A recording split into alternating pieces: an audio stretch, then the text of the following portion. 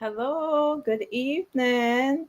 This is such an exciting day. Welcome, everyone, to day two of Journey Home Mentorship Training Series. Today, we have a guest speaker, and I'm so excited for you to meet her and get to hear her story. We have a very eventful day ahead. So, if you're able to hear me, and I would appreciate if you just comment in the chat that you can hear me.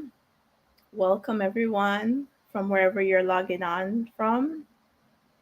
All right. Yesterday was a big success. We had fun. We dived deep into the core of why medicine, why not medicine, and the top three ingredients required or needed to be successful in medicine. And so it was great going over those things with you, and we had some fantastic questions. I do appreciate those questions, and so I welcome any more questions in the chat. Just put it in the chat wherever you are logging in from. All right, so let's get to it today.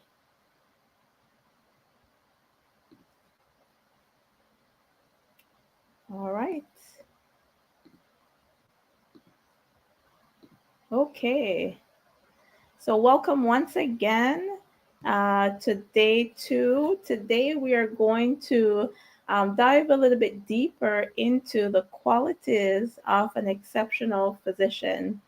So, today in particular, we'll be speaking to aspiring pre medical students, medical students, and graduates. And these graduates include graduates from the US, Canada, essentially all over the world, international medical graduates, international trained physicians, and even physicians that are in practice currently.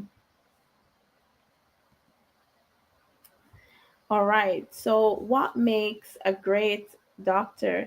So, I have a picture here by, I have to say, one of my favorite doctors out there, Dr. Ben Carson.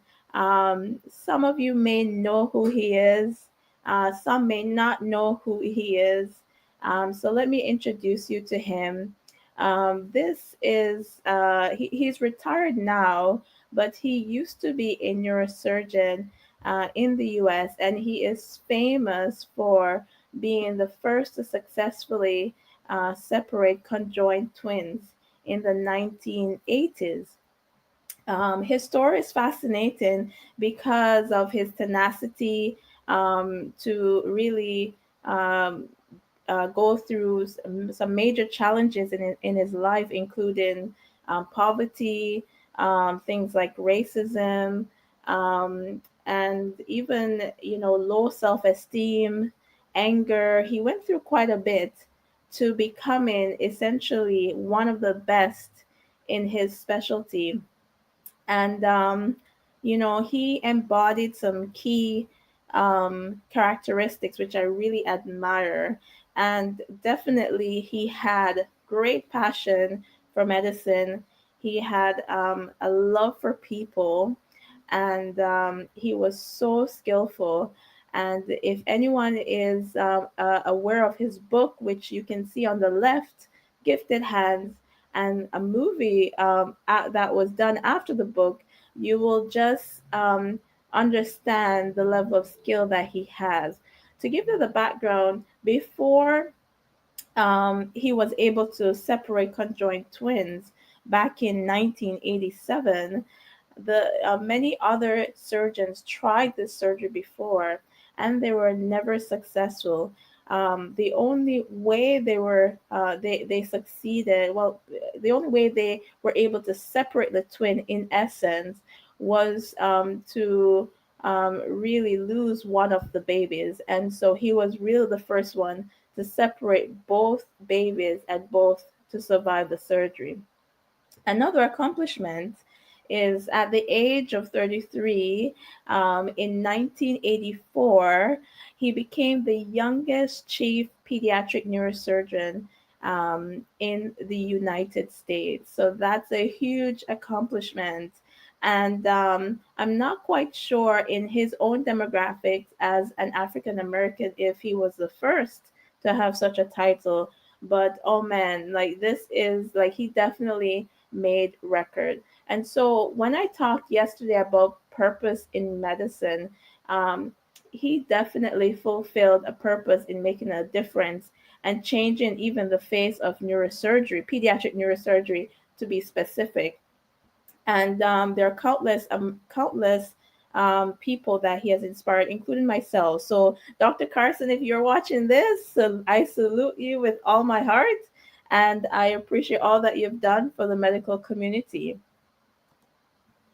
All right. So, do you have what it takes to be an exceptional physician?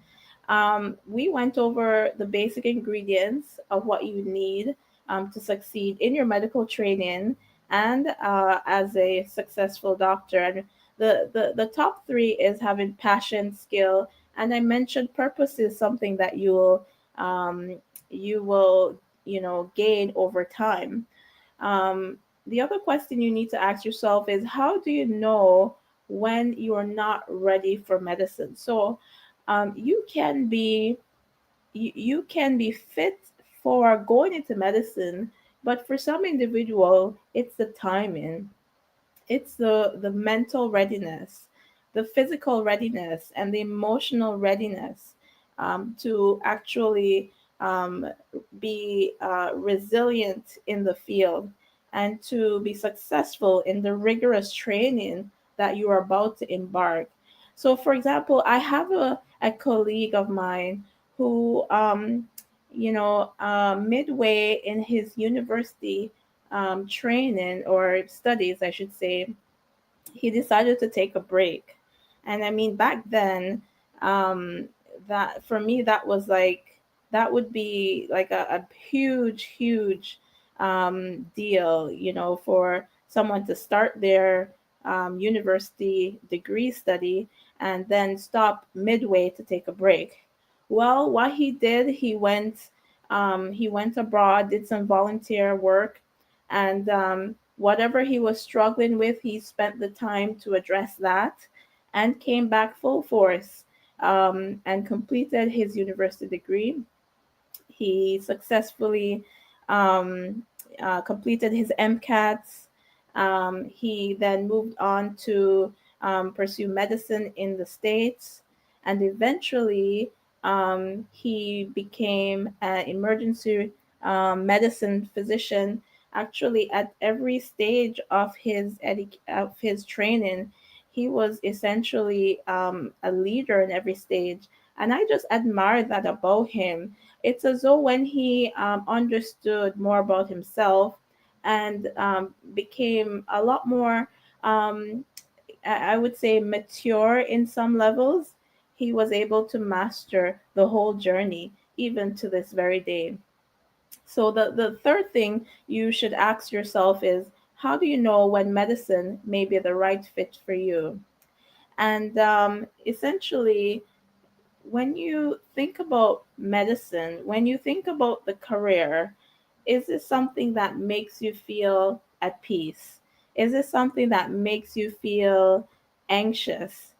Or is this something that, when you think about it, you feel, a sense of calm? These are things you need to pay attention to because, as I said before yesterday, that the investment of time and even money is quite large. So you really need to know if this is the field for you and if you're the right fit. So in this regards, I would say, do some self-reflection and see if really, even the thought of, being in this career, brings you that peace. And if you don't know, that's where mentorship comes in, and you could find out by being in the environment and being under the mentorship of someone who have gone ahead of you. All right. So We are going to welcome now our guest speaker, so Dr. Duclair. She is an emergency medicine physician in Ohio. She graduated from Ross University School of Medicine and later did her emergency medicine residency in Michigan. She's currently a global health educator and she is a leadership coach and founder of R Cube Empowerment. So, with much ado, I would like to welcome Dr. Tamara to the stage. Hi, good evening. Thank you so much for having me, Simone. All right, thank you for coming. I'm so excited to have you. Yes, I'm excited to be here. I'm sure I missed a lot in your intro, but I'm sure we'll get to know more about you. So, Dr. Tamara, tell us a little bit about yourself. Tell us where you were born, where you grew up, where did you spend most of your childhood? Sure. So, excuse me. So, I am from the Caribbean island of Dominica, not to be confused with the Dominican Republic. And that is pretty much where I spent most of my childhood, completing primary school and high school there. Then I moved to St. Lucia for a couple of years before coming to the US as a young adult. I did undergrad in the US and then kind of continued on to medical school. Okay, awesome, awesome. That's great. That's great. All right. So, when did you know that you wanted to become a doctor? Was it one defining moment or was it a collection of experiences that brought you to this point? So, the best way that I can explain this is that it was a calling. My earliest recollection of wanting to be a doctor, I was only about 6 years old. I had never remembered being at a clinician's office, at a doctor's office. I never knew anyone who was a doctor. I don't even know what I knew about being a doctor. So, but I just remember being asked the conversation what I wanted to be when I grew up. And I said I wanted to be a doctor. Now, through the years, it was a doctor and an astronaut, a doctor and a teacher, a doctor and a firewoman. It was like a whole bunch of other things with it, but everything else kind of fell away. And just being a doctor was the only thing that really drove my desires. That's the only thing I was really passionate about. Okay, wow, 6 years old. That's pretty young. Yeah. Wow, I'm really impressed. So tell us more about your journey to medicine. So it was, I would say, a difficult one because I did not have anyone I could really ask or anyone to guide me through. It was just, one step at a time. So I knew, for example, back in the Caribbean, when you get to your third year of high school, you have to choose kind of your path. And so you can choose to study the sciences or the businesses or technical classes. And so I had the idea that I needed to study the sciences, but no one in my family had ever studied the sciences. They were all kind of business oriented. And so from there, I started to notice, okay, this is challenging. So I studied the sciences, eventually really struggling with it, especially chemistry. And then ultimately, when I moved to the US, I understood that I had to do the sciences again to become a physician. So I did my undergrad in Tennessee, studying chemistry and biology, and ultimately went back to the Caribbean for medical school. So at the time, Ross University was on my island, Dominica, went back to Ross for medical school. Okay, okay, all right. So how did that feel? I mean, first of all, you went from Dominica to the US. And then at that point, you decided to go back to your country to study medicine. Did you apply anywhere else, Dr. Duclair? So the transition to the US was very difficult. So I think I was 18 when I moved and didn't really have a large support system And coming from the Caribbean, where we're a very close family, it was very hard for me. The US was very different. The Caribbean is very community oriented, the US is very individualistic. And I felt like I wanted to be out of the US. So during my first or second year of undergrad, I had gotten the opportunity to go to Mexico on what's called a service learning program. And that allowed me the opportunity to, for the first time, step into the medical field. I got to shadow physicians in outpatient, inpatient, community outreach, emergency room. And so, because that was my first place having any medical exposure, I thought I got ready to apply to medical school that I would go to Mexico. So I initially applied to a school in Mexico and then felt like it wasn't the right thing, that it would have been too much of a big transition. And ultimately remembered that there was a medical school in Dominica and I chose to go home. Okay. All right. That's amazing.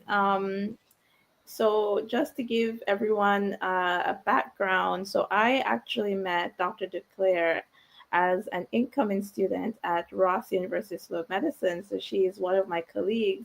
And one of my first impression of her was that she was very much involved on campus. So, tell us a little bit more about how medical school was like for you. How was your training, and how did you get through it? Was it easy?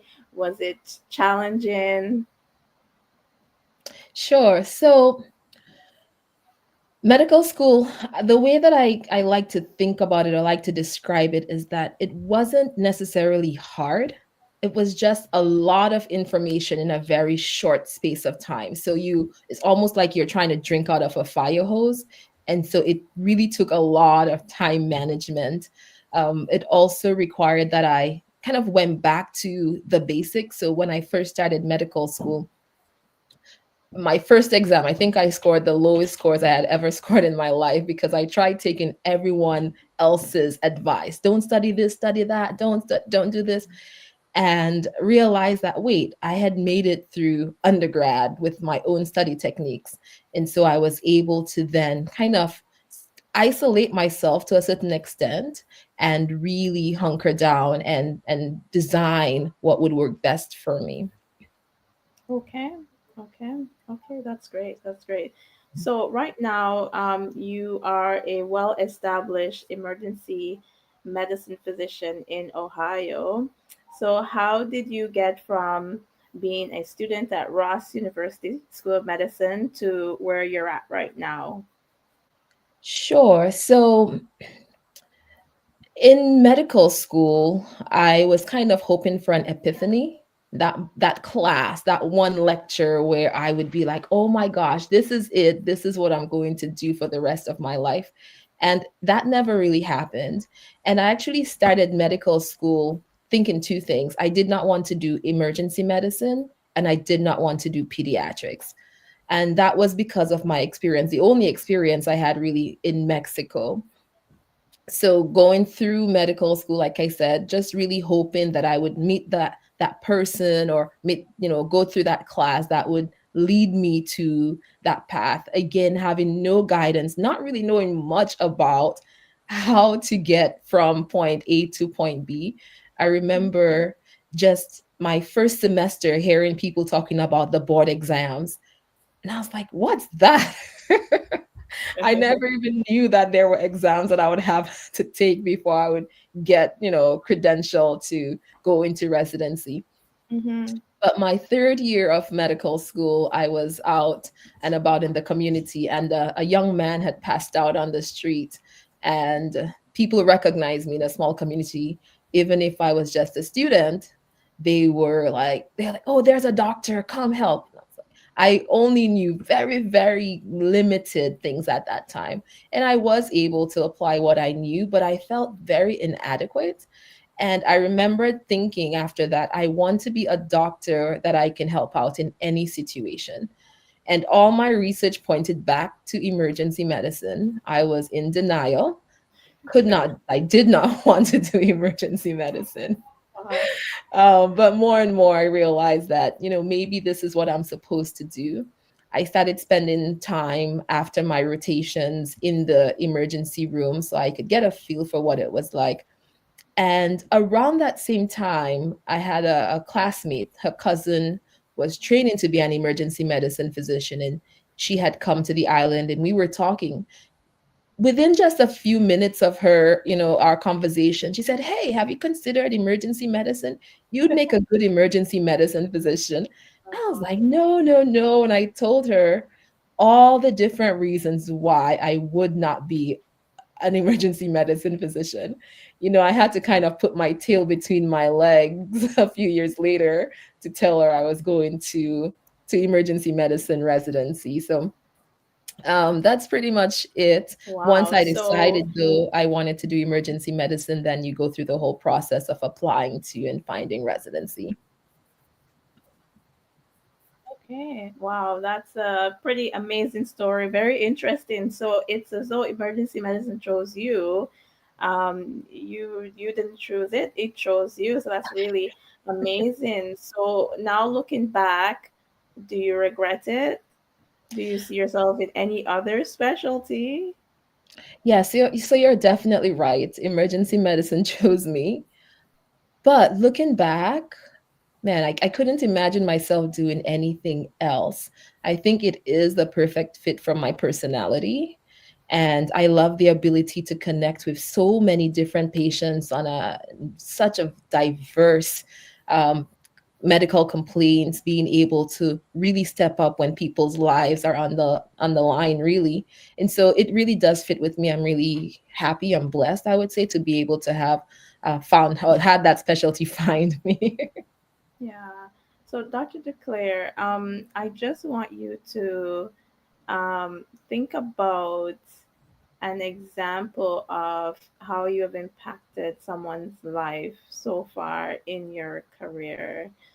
Um, I'm sure you have come across many situations, but share with the audience, that moment where you realize that I was placed here for a reason, and this is my purpose.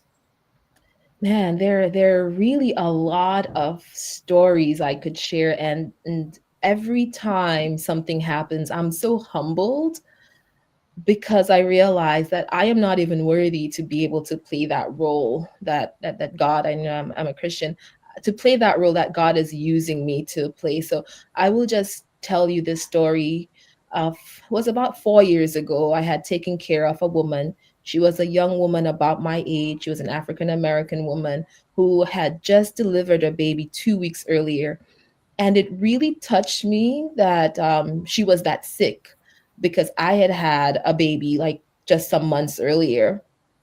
And she came in, she was having some difficulty breathing. And as I walked into the room to see her, her heart essentially stopped beating.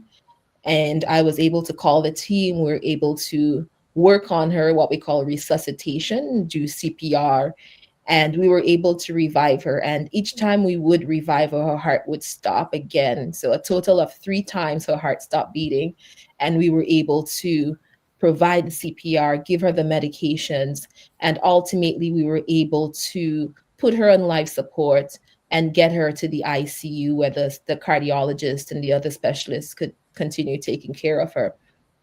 A Wow. few days later, I walked into the ICU to visit her. She was still on life support, but awake, and she was writing to me. And her family had explained she was a preschool teacher and she had had another child at home. And just the fact that this woman survived, that in itself was very touching. And a few years later, so 4 years later, a few months ago, my director contacted me, and this patient was seen in the ER for another reason. And as he was going through her chart, recognized that she had had a cardiac arrest and dig deeper into the situation. And she said, like, so 4 years later, this woman is alive and well and with her family. And so it was just incredible to hear that feedback and how grateful the family was. Amazing, amazing, amazing. So, I mean, one of the things that people think about with emergency medicine, they think there's no continuity, but here you have a case where you essentially cared for this person, resuscitated her, stabilized her, transferred her to the care of the inpatient team. Um, and then you visited her, outside of your duties in the ICU, and it so happened that she was able to she needed to use the emergency room services, and you were able to, um, get some feedback as to how she did. I mean, that's amazing, Dr. Duclair. Um, that's just amazing. So, uh, now, you mentioned a few times that you didn't quite have someone to help you in this journey. You didn't have like a doctor around. So, um, if you had proper mentorship, either someone coaching you or let's say a doctor that would answer key questions that you had along the way, how would that change some of the decisions you have made so far? So that's a very good question because while I got here eventually, I feel like the journey was a lot more tedious and more convoluted because I did not have any mentorship. For example, in undergrad, I did the sciences only because I thought you had to do the sciences to become a doctor. I wasn't aware that I could have studied other things. So I loved languages, I love photography. Had I known, I would have studied something else and just have done the sciences I required for medical school. So I feel like that was almost a waste of 4 years, a waste of time and money, because essentially you don't use a I don't use the chemistry degree.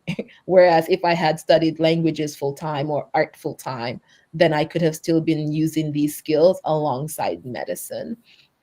Awesome. Also, the time it took me to understand that I wanted to do emergency medicine and even being in denial about it, I ended up waiting a year from the time I finished medical school before starting residency. So, is it a wasted year? You can say that because I could have gotten to that point sooner. I did other things during that year, but if I had had the guidance, I would have been able to maybe identify the qualities in me that would match up to certain specialties. I probably could have shadowed an emergency medicine physician a lot longer or earlier to have been able to know that. So, definitely, I think my journey would have been very different had I had a mentor. Right. We were talking before our training series today, and you did mention that when you finally came to terms with the fact that you wanted to go into emergency medicine, you realized you did not have all the prerequisites and the experience, so you took that time off, which was so worth your time. But as you said, you could have saved that time had you had mentorship. Great answer, Dr. DeClaire. We appreciate that feedback. Um, Now let's talk about some accomplishments that you've had since um, becoming an emergency medicine physician. Was it that after residency you transitioned directly into practicing, or did you do any further training, or did you do anything else? I kind of gave a little bit of hint in your introduction, so tell us a little bit more about what does Dr. Duclair's life look like after residency? It's busy. After residency, I recognized that I was very passionate about caring for the underprivileged. And that looks like different things. So in residency, I worked with underprivileged in the inner city. But after residency, I did a global health fellowship, which allowed me to work specifically in kind of isolated areas. So I was on the Navajo reservation in Arizona, working with the Native American population in a very remote part. I think the town that I lived in was only about 5,000 people. The largest referral hospital was several hours. I had to fly patients to those hospitals. So it's a very remote town in Arizona. And I also was able to work in Haiti, and there I got to work on what we call capacity building. So not just me going out to work, but training the workforce at a new emergency medicine residency program, which several years later it's now producing their own emergency medicine physician. So that was a very rewarding experience for me. And now in Ohio, we are starting an emergency medicine residency program, and I am part of the core faculty.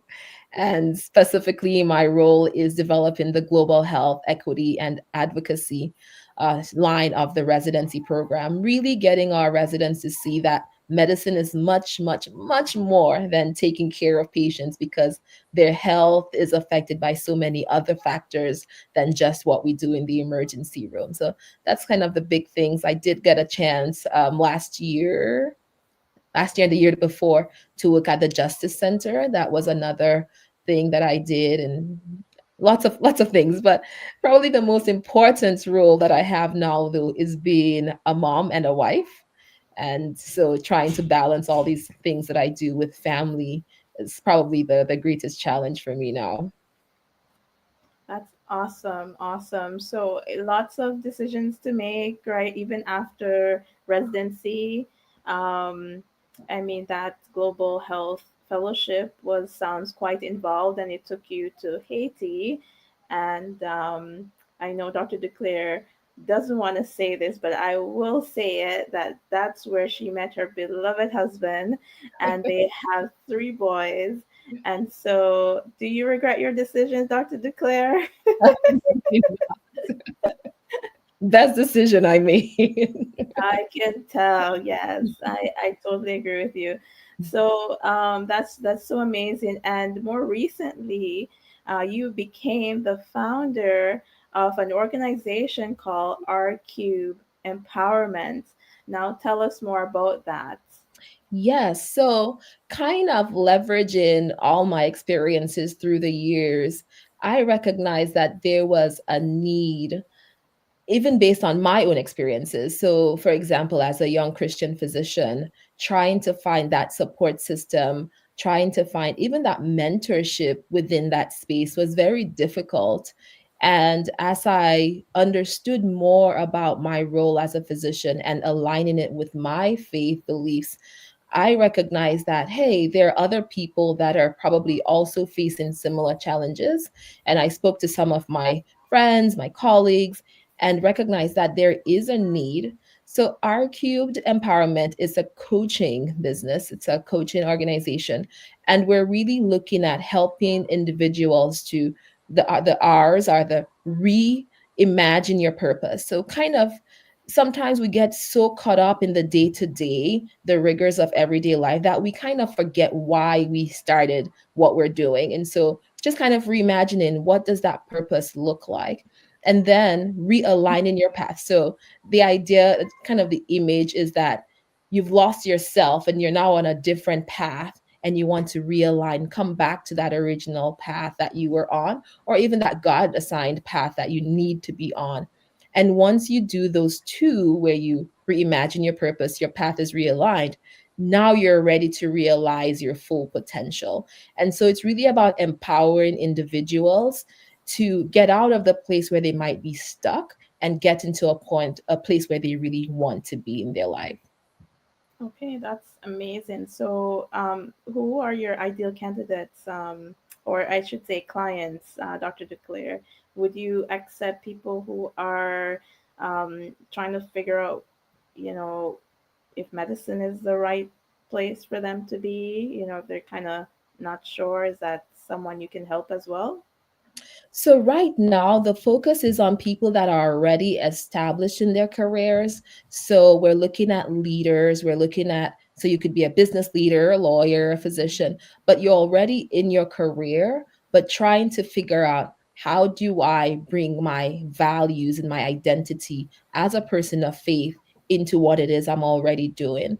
Sometimes we can feel like, the world can be very secular, and it can feel like almost like you're living a split personality life where you're that person of faith in your outside life, and then in your career you have to be that other person. And so I really want to lend support to people who might feel that conflict and helping them bring these two sides of themselves into one so that they can live that fully aligned life. Awesome, awesome. So, how can people contact you if they have more questions? Sure, they can go to the website. It's r3empowerment.com. And then there's a contact page that they can send me an email. And that's the easiest way. I'm also on LinkedIn as Tamara Duclair. Awesome, awesome. Oh, Dr. Declare, it's been fabulous having you on. Um, Thank you for that summary of just your journey. I have one question in the chat here, and it sounds like it's from a parent. So, what would your advice be to parents? This is what this person is asking, whose child or children as early as 5 years of age want to become a doctor, medical doctor. What would be your advice to that parent? Man, my biggest thing is to encourage them. Encourage them, encourage them, encourage them. If a child is that young and they're having that desire, it could be their God designed purpose. That could be the calling on the child's life. I mentioned that I grew up in Dominica. We were dirt poor. My family had no ways and means of supporting me through this process, but they never sowed a seed of doubt. They never made me think that it was not possible. I joke with one of my friends. We grew up together, and now she's a professor at, I think it's University of Virginia. And we joke and we say that we never realized that we were not supposed to succeed because no one told us we couldn't succeed. So we just went through life doing what we knew we were supposed to do, not having any fears and doubts. And so I would say if you're a parent of a child who has that vision, pour into them, let them think it's possible and nurture them. And once they're old enough, providing them the opportunities for them to experience that field so that they can really make a determination for themselves. So exposing them to medical shows, getting them medical toys, for example, microscopes. And then once they get old enough, finding someone that they can spend time with and ask questions about the profession, I think is very, very powerful. But definitely don't dismiss that child. Awesome, awesome. Thank you so much. You're Hopefully you'll be welcome. back, Dr. Declare. You it sounds like you are continuing such an amazing journey, and I know Dr. Declare doesn't consider herself as such, but she is an exceptional physician. So I just want to thank you so much for being on here, and can't wait to hear about the different adventures that you're embarking in the future. Thank you so much for having me and all the best. All right. Okay. All right. So that was amazing. Thank you so much, Dr. Declare. So we're gonna continue our presentation here. So if you remember, if you were with us yesterday, we kind of introduced you two individuals here who um, basically were on two separate journeys of trying to figure out their career of choice, the career that was best fit for them. And so, just to remind you, this is Beverly.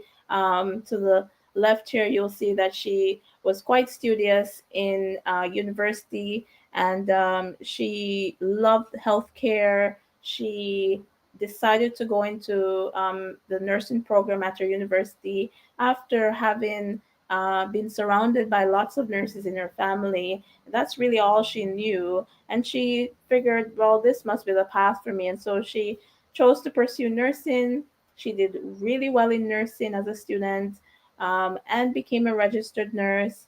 But subsequently, after she just felt a sense of dissatisfaction, eventually felt a bit burned out in her role as a nurse. She tried to change um, different departments in the hospital, but still felt that something was missing. In fact, she felt this. urge to be more involved in patient care, to be more involved in the decision making around patient care. And this was quite frustrating for her. Now, a lot of individuals are in a situation similar to Beverly, and it may not be the exact story, but a lot of people face this, and it comes to a point where someone has to make a decision. Do you keep going on a trajectory of dissatisfaction, or do you pause and self reflect? Do you get mentorship to help you sort out what is the issue at the moment and why are you having some dissatisfaction? Or do you just quit altogether? Now, the best case scenario here, as you probably kind of realize, is to get some help, to get someone to in your corner to help you with these decisions. So actually, in this case, Beverly discovered that she actually wants to be in the physician role. She wants to be a physician, and the issue is she didn't have anyone to ask questions. How does she now transition as a nursing student to becoming a doctor? I mean, how about the financial aspect of things? And where does she start? Where does she apply to? And will she even be successful at it? Um, so these are really big questions. And for someone like Beverly, mentorship would be the world for her and will actually increase her likelihood of succeeding. Now, Fred is another student here. He's very athletic, very involved at his university. He's in kinesiology. He loves his program. He loves sports. Um, and, he went through university. He did well. He's someone you would call, the life of the party. He just, connects well with people and communicates well with people. Close to the end of his university training, he realized that he wasn't quite ready to move on to the working world, and he didn't quite know what he wanted to do. So he finished his degree and then went on a medical missions trip and did some volunteering essentially. And it was only there where he was able to help people in need and recognize that there's so many people who are suffering from different diseases, some that are curable diseases, that his interest in medicine actually started to perk at that time. It kind of kindled at that time, I should say. Um, so this led to him really trying to find out more about medicine. It so happened that his father was a family physician, and he grew up watching his dad year in year out working, taking care of patients. Sometimes his dad would bring him to the office. Other times he remembers specifically his dad would be called for delivery, and he would go with him. His dad would assist with delivering a baby, and he was fortunate at that time to see some of these babies born through the glass window. So he has very fond memories of that growing up, and collectively he decided to collectively, because of these experiences, he decided to apply to medical school. He got in. He's thriving, as you can see in the right upper picture there. And today he is a successful cardiologist. I can tell you that, this story that I'm just sharing with you, it's not the story that everyone experiences, but it is the ideal situation where someone has some form of mentorship, some form of example that they have seen. He has, some form of clinical experience, some form of self reflection along the journey to really be the best that you can be, one for yourself, but also for your field at large. So why mentorship? So mentorship is really, really crucial to your success in medicine. So what it does, it really bridges the gap between what you know and the application of what you know. And so it brings to light all the applications and brings it into really real world insights. Your understanding of really the field of medicine, the realities around medicine. It just becomes more real and realistic, I should say. You hear people talk about, I wish I knew what I know now, or if I had known then such and such and such. And with mentorship, you don't even have to ask these questions, because mentorship is what I call the added advantage. You know ahead of time, what to expect, and the options that are available to you, and you can choose accordingly, according to what you desire and according to your future goals.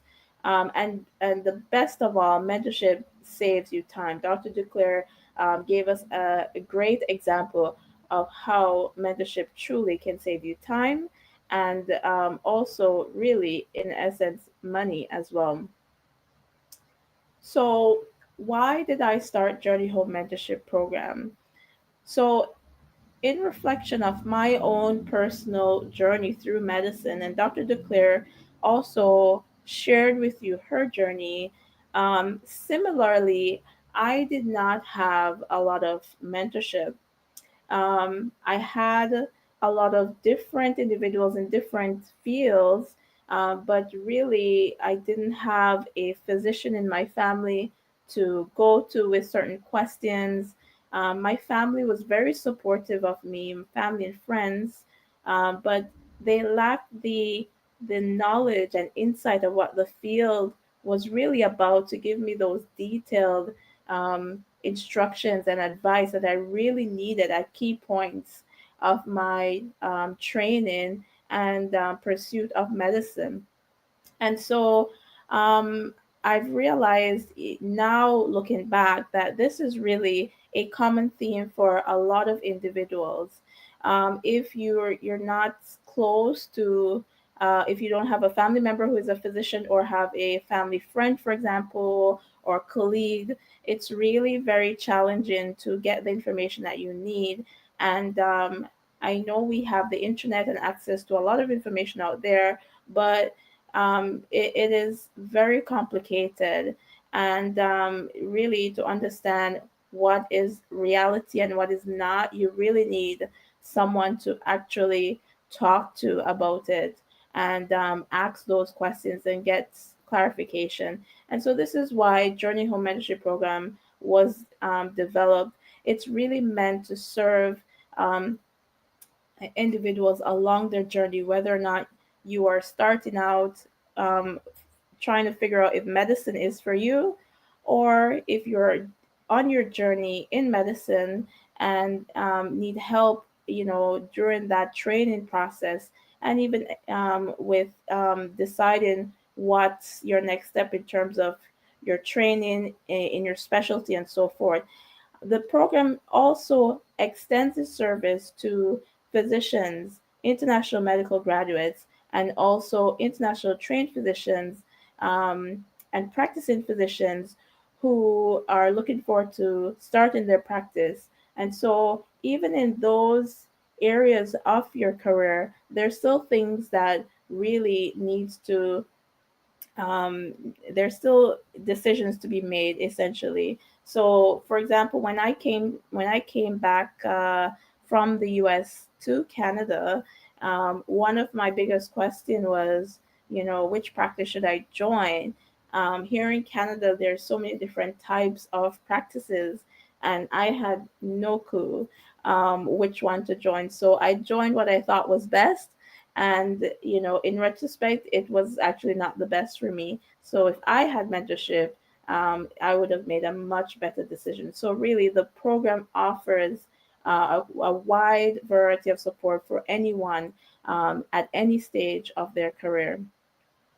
So I always joke that that MD doesn't just mean medical doctor or doctor of medicine. It means making decisions. So it's true for our field that we're constantly making decisions, but it's also true for our lives. So when you're in the pre-med stage, you're trying to figure out what courses are the right courses for me to take to be the right candidate for medical school. Even before going into pre-med studies, you're trying to select which university or college is the right one for you. Um, or even trying to figure out which courses are the right ones to take. Um, Also, as a pre med student, you're thinking, what type of employment or volunteer opportunities will boost your candidacy and experience.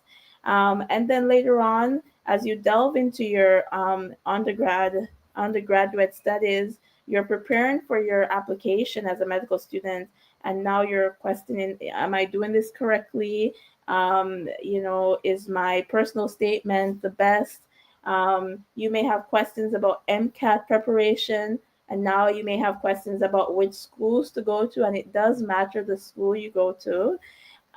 Financing your medical education, and how about academic readiness? Am I ready for this, academically and emotionally ready for the training that's ahead of you? There's lots of questions along the journey.